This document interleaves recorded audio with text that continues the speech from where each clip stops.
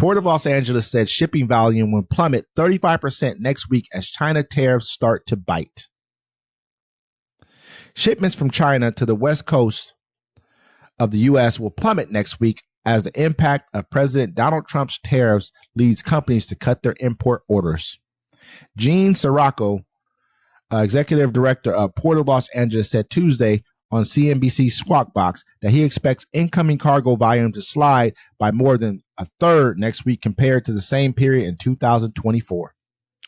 According to our own port optimizer, which measures the loadings in Asia, will be down just a bit over 35% next week compared to last year. And it's a precipitous drop in volume, with a number of major American retailers stopping all shipments from China based on the tariffs, Seroka said. Shipments from China make up about 45% of the business for the Port of LA. Through some transport companies will be looking to pick up goods at other points in Southeast Asia to try and fill up their ships, Seroka said. Realistically speaking, until some accord or framework can be reached with China, the volume coming out of there, save a couple of different commodities, will be very light at best. Along with lower volumes of goods, he expects roughly a quarter of a usual number of arriving ships to the port to be canceled in May. Trump announced a sharp increase in tariffs on Chinese goods on April 2nd, which led to escalation on both sides, eventually resulting in both the U.S. and China imposing levies of more than 100% on many goods from each other. U.S. Treasury Secretary Scott Bessent has described the situation as unsustainable, but there has been no sign of substantial negotiations between the two countries. I mean, you add that, then you add China getting away from not taking our soybeans anymore. You know what I'm saying? Getting away from our fuel. They're getting away from a lot of our stuff. And then the ports, look, we're going to have some empty shelves pretty soon. That's why they're kind of panicking. They don't want to talk about, every time they ask about, are you guys talking to China? And they're like, yeah, we talking. And China's like, I ain't heard nothing from you. Like I'm telling you, bro, China can stall them out. Yeah. He can stall them out. It's looking like they're going to be in a much better position. I mean, don't get me wrong. We're China's largest trading partner by far. I mean, largest. We're like $600 billion. It's over $600 billion a year. Let me just, go ahead. Just really quick. The next closest is like $300 billion. You cannot replace 600. It's like saying that if you were producing goods, you know what I mean, D-Mac, if you were producing goods, you think you're going to just stop producing because it's just us? No, if other countries need it more, you would produce it for them too. They just cannot. No one can come in and take over almost $700 billion in goods. No one. It's just not somewhere you can say, I'm gonna sell more goods to you. No, it's not that you won't. They would just make more stuff. They have a bunch of Chinese people who don't have jobs. They would just build more factories and make more stuff, and people really wanted them. They just can't. I can't buy anything else from you. I'm buying my max. Yeah. You get what I'm saying? Yeah. So it's not like they can just divert the stuff to other places and they'll just buy the goods. They'll just sit on the shelves there. I think they're just buy your stuff for no reason. That's not how it goes. You know what's going to be worse than the lie? What's that? Public opinion.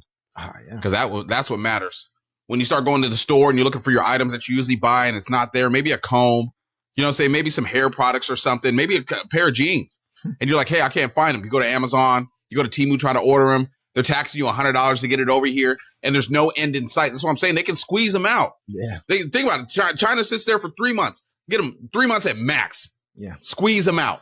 Because that's when the shelves are going to get empty right now. I know we weren't around for it, but like during the when they had the oil embargo from Iran in the late 70s, people had to wait hours in line, and then you had to go by the last few numbers of your license plate. Are they going to start doing that for just regular household goods that we have to get? I mean, some of the stuff, food items. Some places where you go, it's already locked up. You know what I mean? Like, hey, you guys, you can only buy. You know how they do that now? Oh, you can buy two items per. It's going to get worse. It's going to get worse. You know what I mean? It's not going to get better. And imagine, we're not used to that. We're not used to walking in somewhere and then it's going to look like Kmart before it closed down. Remember how those stores used to look before they closed out? Like rows and rows. Yeah. That's how it's going to look here in America, man. We live in the largest economy on earth, and we're about to have to go through hell because of this person right here. You know what's going to happen? The American panic is going to happen. Yeah. As soon as you find out, hey, laundry detergent is not coming in right away or whatever, boom, people are going to buy it all up. And there won't be any. Then they're going to try to scalp it like they do the Pokemon cards. Yeah. Just like they did the toilet paper. We didn't have a toilet paper problem. You just bought it all up because you wanted to make sure you had enough toilet paper. Now There's still people using toilet paper. Hold on, Wes. There's still people using toilet paper from the pandemic today. today. I swear. Someone's sitting in there. They go in there. They're like, we don't have chairs in here. We just got toilet paper. Sitting on us. Sitting on it. Sitting on it.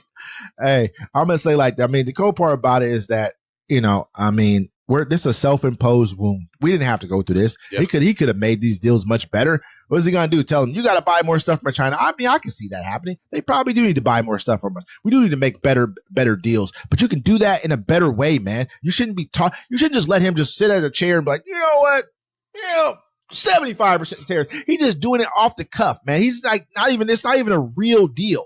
Everybody, Charlie Munger, who's Warren Buffett's partner at Berkshire Hathaway, is like, I would never want Donald Trump to be president. This is way before he made a whole video about this, way before Trump ever became president. Like, he'd be the worst president ever. He's just not a good, he doesn't have the attitude. He doesn't have the, you know what I mean, the temperament, anything to be president. People knew this. Everyone said this. Yeah, now you guys got to sit here because he fooled you because he was on Celebrity Apprentice. No, Fear of a Black Planet. They got 8 years of a black president. They said, we ain't going back to that. We'll take anything. You hate immigrants? You hate immigrants too? Okay. You hate those guys too? You want to get rid of all the black statues and put up Christopher Columbus, which he's talking about doing? The only gay you like is Lady G. Yeah. You know what I mean? This is what we're at right now, and it's all your fault. Yep. And with that, folks, this is Uncommon Courtesy. And as your prices go up, we'll keep you updated. Till next time.